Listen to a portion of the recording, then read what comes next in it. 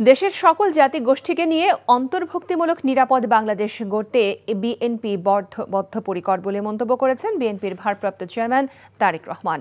তিনি বলেন, বিএনপি ক্ষমতায় গেলে ক্ষুদ্র জাতি গোষ্ঠীর সরকারি চাকরিতে নিয়োগ প্রক্রিয়া সহজ করা হবে। ময়মনসিংহ থেকে আয়ুব আলীকে সাথে নিয়ে ইফতেখার রেজার রিপোর্ট।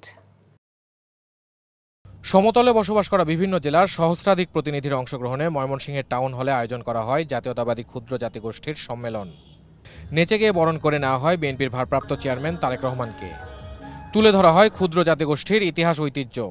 প্রতিনিধি সম্মেলনে বিএনপির ভারপ্রাপ্ত চেয়ারম্যান তারেক রহমান বলেন, আগামী ত্রয়োদশ জাতীয় সংসদ নির্বাচনে ধর্ম, বর্ণ, জাতি, গোষ্ঠী নির্বিশেষে সকলের সক্রিয় সহযোগিতা চায় বিএনপি।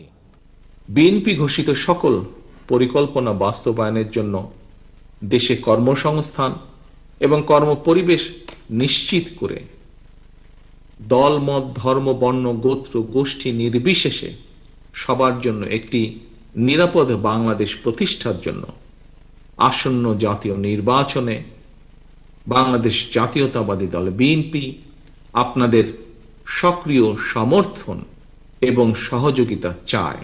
তারেক রহমান বলেন, সমতল অথবা পাহাড়ে সকল নাগরিকের সমান অধিকার নিশ্চিত করবে বিএনপি। পাহাড়ি ও সমতলের ক্ষুদ্র বৃহৎ সকল জাতিগোষ্ঠীর সংবিধান প্রদত্ত সামাজিক, রাজনৈতিক, সাংস্কৃতিক, অর্থনৈতিক ও ধর্ম কাজের অধিকার, নাগরিক অধিকার, জীবন, সম্ভ্রম এবং সম্পদের পুনর্নিরাপত্তা বিধানের সর্বোচ্চ প্রচেষ্টা গ্রহণ করা হবে। ক্ষুদ্র কিংবা বৃহৎ জাতিগোষ্ঠীর প্রতি এটি আমাদের অঙ্গীকার। উগ্রবাদ ছড়িয়ে দিয়ে জাতিকে বিভক্ত করার চেষ্টা করা হচ্ছে বলে অভিযোগ করেন বিএনপি মহাসচিব মির্জা ফখরুল ইসলাম আলমগীর। সেই নির্বাচনকে বানচাল করে দেওয়ার জন্য একটা গোষ্ঠী চেষ্টা করছে।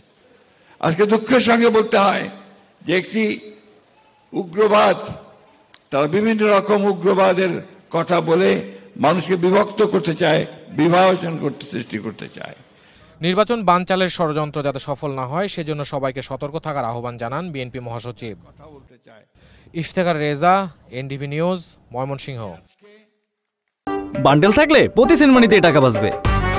বিকাশ সেনমানি বান্ডেল কিনে জিতুন প্রতি লেনদেনে।